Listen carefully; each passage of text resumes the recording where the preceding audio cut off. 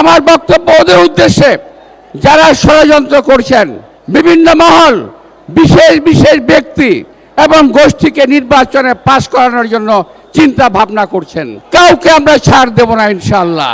সারা বাংলাদেশের জনগণ ভোট দেওয়ার অপেক্ষায় আছে।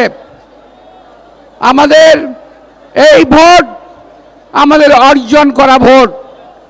17 বছর উত্তপ্ত রাজপথে হেঁটে, মিছিল করে, অত্যাচার সয়ে, গুম খুন সহ্য করে আমরা এই ভোটের অধিকার আদায় করেছি।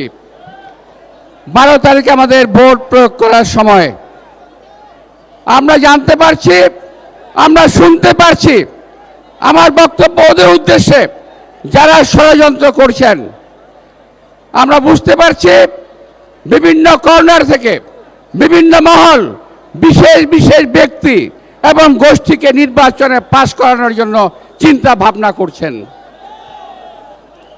এর মধ্যে ঢাকায় কয়েকটি সিট, বাংলাদেশে আরো কয়েকটি সিট তারা জোর জবরদস্তি করে ইলেকশন ইঞ্জিনিয়ারিংয়ের মাধ্যমে নিয়ে যাওয়ার চেষ্টা করবে।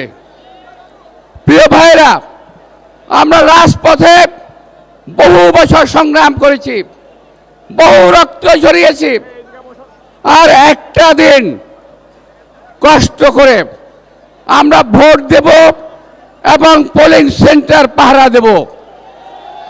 ওই পোলিং সেন্টারে যদি কেউ কোনো অরাজক পরিস্থিতি সৃষ্টি করতে চায়, সরকারি কর্মকর্তা হোক, বেসরকারি কর্মকর্তা হোক, কাউকে আমরা ছাড় দেব না ইনশাআল্লাহ। এই কথা আপনাদের মাথায় রাখতে হবে।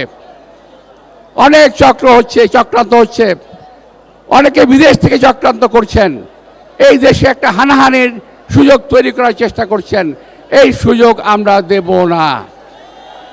প্রিয় ভাইরা, আমি বক্তব্য লম্বা করব না, যেহেতু আজকে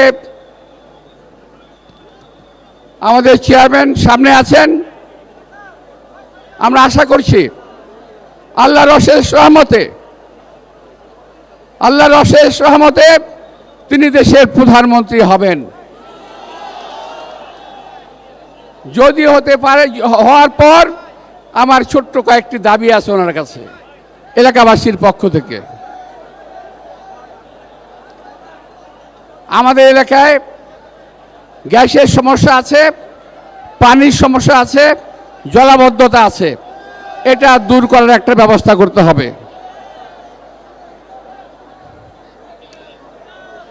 এলাকায় চেয়ারম্যান সাহেব এসে আমাকে বললেন, আপনার এখানে কোনো মাঠ নাই।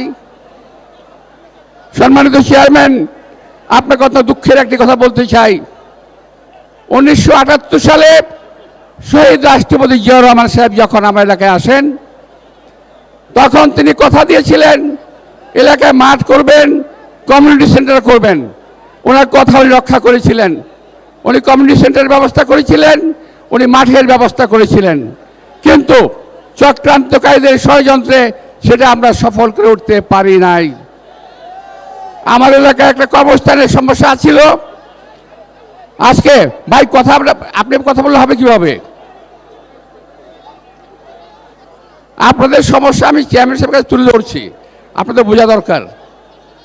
আমার সেই এলাকার কবরস্থান করেছিলাম, সেই কবরস্থানটির মধ্যে সরকারি প্রতিষ্ঠানের বিল্ডিং করেছে। বাচ্চাদের খেলার মাঠ করেছিলাম, শিশু পার্ক করেছিলাম শহীদ রাষ্ট্রপতি জিয়াউর রহমানের সাহায্যে। সেখানে আজকে পুলিশের ক্যাম্প হয়েছে। প্রিয় ভাইরা, আমি বেশি কিছু না, বেশি দাবি নাই, শুধু কবরস্থানের জায়গাটা ফেরত চাই, আমার মাঠের জায়গাটা আমি ফেরত চাই। আমাদের এলাকায় মানুষের খেলার জায়গা নাই। আর একটা দাবি আছে আমার।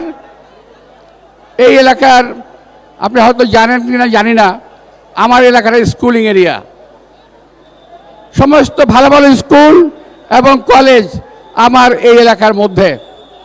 রমনা, মতিঝিল, পল্টন, শাহবাগ সহ একটা স্কুলিং এরিয়া।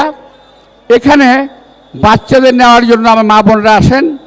তাদের যে ছাউনি, সেই ছাউনিটা সুরক্ষিত নয় এবং সেখানে পর্যাপ্ত ব্যবস্থা নেই, পানি নাই, শৌচাগার নাই, অনেক কষ্ট হয়। আমি আশা করব যে আপনি আল্লাহ যদি ক্ষমতা নেন, ইনশাআল্লাহ এই সমস্যাগুলোর সমাধান করবেন।